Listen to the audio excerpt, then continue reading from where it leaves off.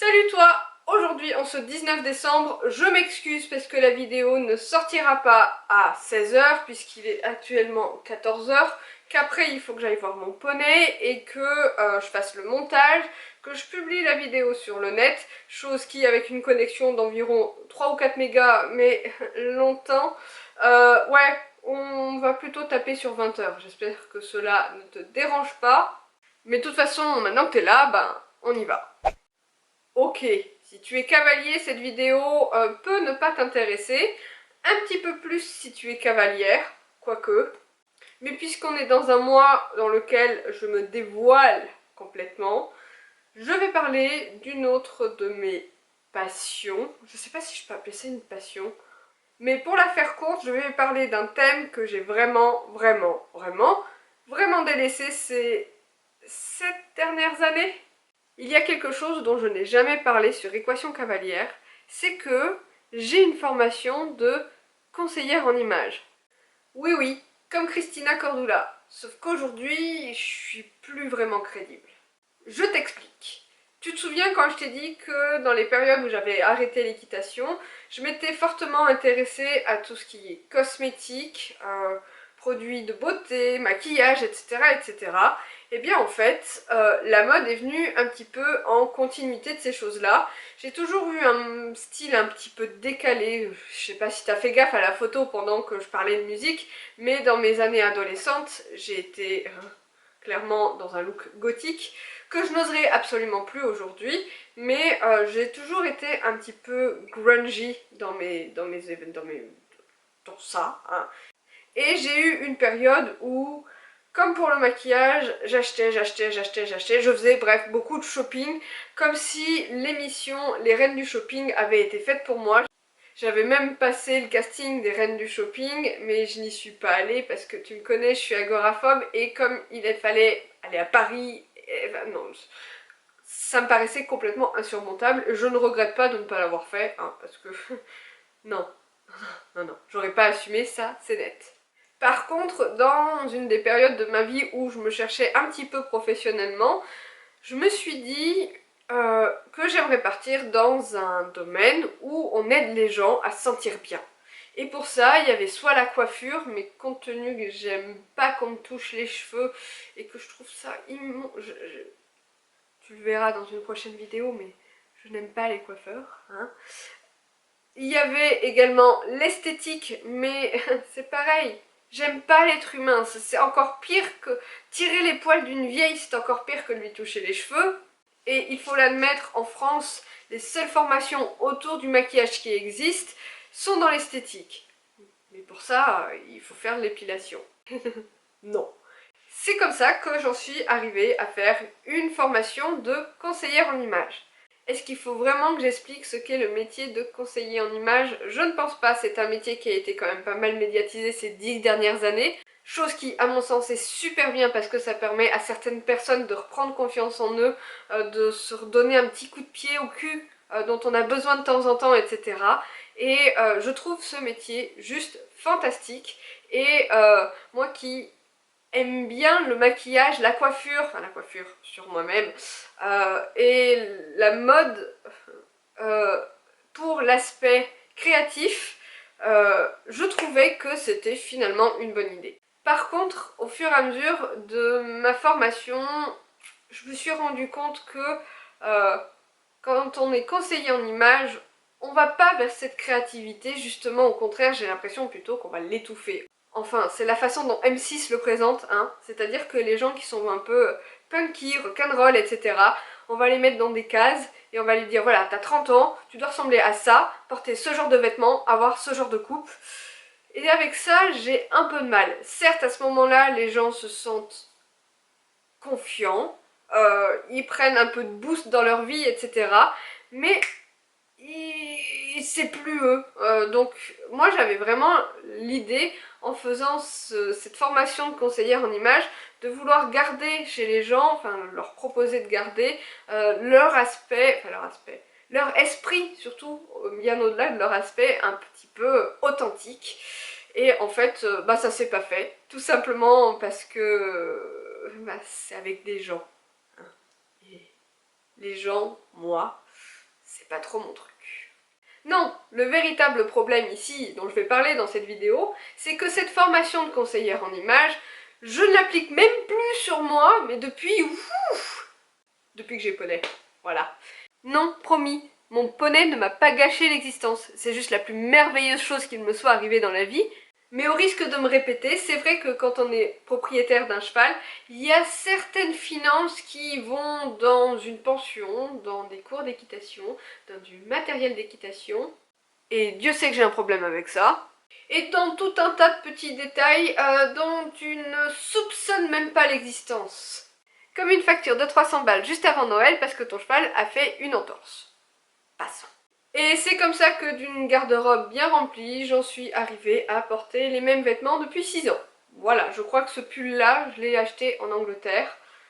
Ça fait 12 ans. Je crois qu'on en est à la limite du scandale. Le problème, c'est que la dernière fois que j'ai dû faire du shopping pour moi, c'était il y a à peu près 2 ans. C'était pendant le premier confinement. Ouais. Et c'était sur Vinted.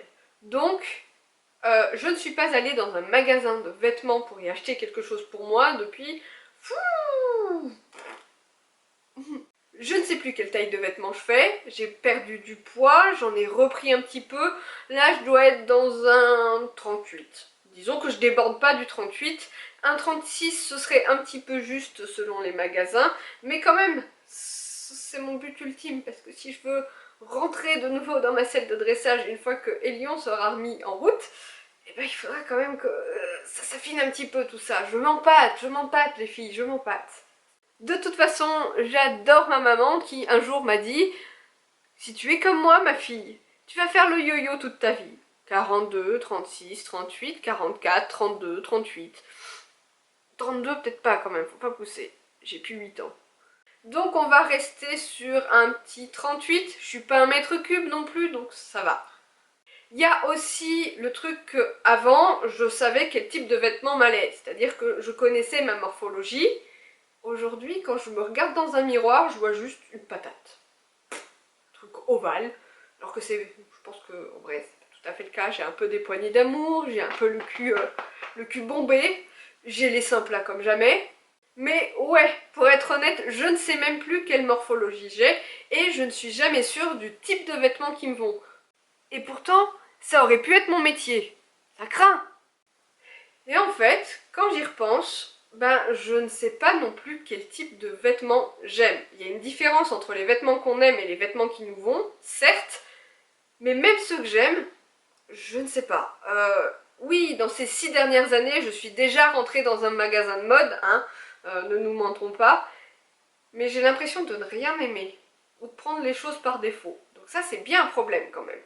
Des fois, il y a des pièces qui me plaisent, mais en y regardant, c'est soit des trucs de mamie, genre des imprimés de pieds de poule ou bien des impressions façon carré de soie de chez Hermès ou des trucs comme ça, des trucs de vieille quoi, soit des trucs d'enfants de 7 ans, genre le pull Mickey, moi je le kiffe. Des licornes, des Pokémon, on est dans 2 mondes complètement différents. Et puis pour conclure dans un bordel bordélique, dans ma formation de conseillère en images, j'ai bien tout appris, hein, les histoires de colorimétrie, couleurs chaudes, couleurs froides, printemps, été, automne, hiver. C'est la base du conseil en images que je n'ai jamais réussi à appliquer sur moi-même. Je ne sais pas les couleurs qui me vont. Enfin si, disons que j'ai un teint clair, les yeux verts, enfin, quelle couleur ils sont mes yeux? Attends. Celui-là il est vert et celui-là avec sa petite tache il a des sous-tons jaunes. Donc déjà ça part en live. Le problème que j'ai toujours eu, c'est que ma couleur de peau, plutôt claire, a des rougeurs que j'annule avec du maquillage ou des crèmes teintées ou des bases de teint couleur chaud, c'est-à-dire avec du vert ou avec du vert quoi, puisque le rouge annule le vert. Ah non, le vert annule le rouge. Bref. C'est une histoire de cercle chromatique, comme aurait dit ma professeure d'art plastique en 6e, 5e, 4e, 3e. Voilà. Sauf que le cercle chromatique sur moi, ça fonctionne pas. C'est-à-dire que si on part sur un teint clair avec des rougeurs, le cercle chromatique me balance dans des couleurs froides. Sauf que mon but dans la vie, c'est d'atténuer ces rougeurs. Donc, on part sur une couleur chaude. Tu vois, j'ai des cheveux châtains, Mais bon, ok, j'ai des cheveux blancs qui les rendent avec des sous-tons froids, que je déteste littéralement, mais mes longueurs, bon là qui sont rangées, hein, ont des teintes chaudes. D'abord parce que mes reflets ont toujours des reflets roux, et qu'il y a 1 an et demi de ça, j'ai fait un ombre et air, donc il reste un petit bout de ombre et air, et qui font des teintes chaudes. Bref, je suis un arc-en-ciel à moi toute seule. C'est-à-dire que ce rouge là, moyen, tout simplement parce que il fait ressortir littéralement mes rougeurs sur mon visage. Ce rouge à lèvres là est de couleur chaude, je le préfère largement. Mon ombre à paupières mise à l'arrache est de couleur froide, quoique, attends, j'en sais rien. Il y a un peu de doré dedans, donc non, elle n'est pas de couleur froide forcément. Mais bref, je préfère quand même les couleurs chaudes sur moi, et même je dirais les couleurs chaudes automnales. Le bordeaux, le prune, un peu le moutarde. Je vais aimer les couleurs rose gold, tandis que l'argent, je trouve que ça me plombe le teint, et l'or, c'est too much. Bref, je suis vraiment un peu le fessier entre deux tabourets. Et ça a toujours été un enfer pour moi d'appliquer mes cours de colorimétrie et donc de conseillère en images sur moi-même. Et à ce moment-là, je me suis dit, si je suis pas capable de le faire sur moi-même, on n'est pas dans la mouise avec des vrais clients. Et nous voilà, presque 10 ans plus tard, après cette fameuse formation de conseillère en images, ressemblée à rien. Et ça suffit, il faut que ça cesse. Alors déjà, il faut que je sache quel type de vêtements j'aime. Et pour ça, j'ai décidé dans cette vidéo de trouver, allez, 5 accessoires, 5 articles, 5 vêtements, 5 ce que tu veux, sur un site qui vend des vêtements. Et j'ai pas pris n'importe quel site, puisque cette vidéo n'est absolument pas sponsorisée, je ne vais pas dépenser un seul centime, hein, on est d'accord, mais un des magasins les plus populaires, entre guillemets, dans la mode équestre, non, justement, pas dans la mode équestre, je refais. Un des magasins dans la mode tout court, civile, quel que soit l'âge de la femme ou du monsieur, mais puisque je suis une femme, on va s'en rester là, c'est H&M. J'ai donc ouvert l'application H&M sur mon téléphone et je me mets dans le défi, et crois-moi c'en est un vrai, de me trouver 5 articles qui me plaisent. On se rejoint dans un quart d'heure. Premier truc que je me suis trouvé, je crois que j'ai un peu de chance parce que j'ai trouvé tout de suite. Je me suis dit qu'on était en hiver, hein, faut pas déconner, donc je vais choisir des vêtements d'hiver. Et j'ai trouvé un petit gilet, un gilet de mamie, hein, qui est donc dans des tons gris chiné. Je vais te mettre les photos, genre là, des trucs que j'ai trouvés. Il est mignon, et ce que j'aime bien, ce sont les petits boutons. Par contre, avec ça, je risque pas d'avoir très chaud, donc là, mon vrai défi, c'est de trouver en dessous quelque chose qui apporte de la chaleur, hein. On est d'accord, être joli, c'est bien, avoir chaud, c'est mieux, et les deux ensemble, ça relève un peu du miracle, hein, dans la mode. J'étais pas trop dans le faux quand je te demandais de me laisser un quart d'heure. J'ai galéré comme jamais pour trouver un haut pour aller en dessous de ce fameux pull.